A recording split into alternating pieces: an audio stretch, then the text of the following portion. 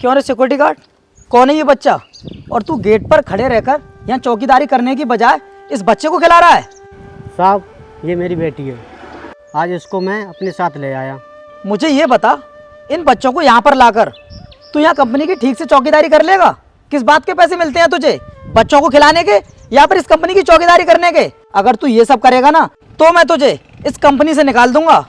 और अगर तुझे यहाँ पर ड्यूटी करनी है ना तो इन बच्चों को साथ में लाना बंद कर देना।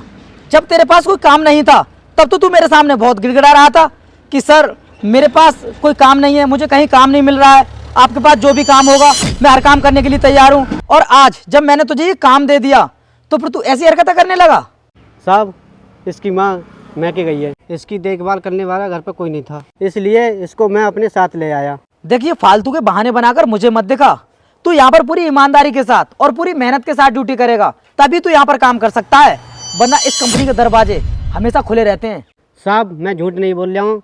इसकी माँ मैके गई है। मैं अपना काम पूरी जिम्मेदारी से करता हूँ। सबसे पहली बात तो ये कि इतनी बड़ी कंपनी में काम करने की तुम लोगों की औकात नहीं होती है। अगर तुम्हें काम मिल भी जाता है तो उसके बाद तुम बहाने बनाते हो। अगर इसी तरीके से बहाने बनाओगे ना तो तुम्हें कहीं भी कोई भी काम नहीं मिलेगा। इसलिए अपने दिमाग को सेंटर में लगा लो और थोड़ा काम करना सीख लो। जिम्मेदारी को समझ लो कि किस तरीके की जिम्मेदारी होती है, कैसे निभाई जाती है वो। लेकिन तुम्हें तो इस चीज़ से कोई मतलब ही नहीं है।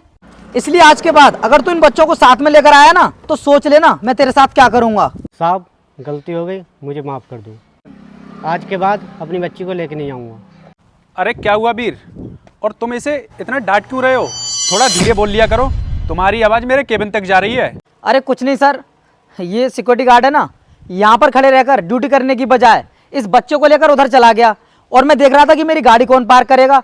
मैं बस इसको यही समझाने की कोशिश कर रहा हूँ कि इस तरह गेट को छोड़कर तू इधर उधर क्यों चला जाता है। और देख रहे हो सर, इस बच्ची को अपने साथ में लेकर आया है। हम इसको ड्यूटी करने के पैसे देते हैं, इन बच्चों को खिलाने के लिए नहीं। अरे वीर, तो इसमें डांटने वाली बात क्या हो गई? इसने मुझे पहले ही आकर बता दिया था कि इसकी बीबी माँ की गई है, इसलिए ये अपनी बच्ची को अपने साथ ले आया और तुम इसे खामे-खा डांट रहे हो। तुम्हें पता नहीं है ये अपनी ड्यूटी पूरी ईमानदारी के साथ करता है। सर, मैंने इससे कुछ नहीं कहा है, मैं तो इसको ये समझा रहा था कि तू अपना काम पूरी जिम्मेदारी के साथ किया कर।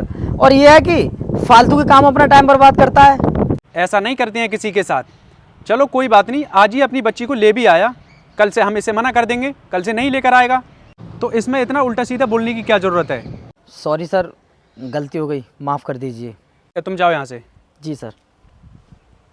मनोहर, तुम वीर की बातों का बुरा मत मानना। तुम गेट पर नहीं थे इसलिए वो तुम पर भड़क गया था।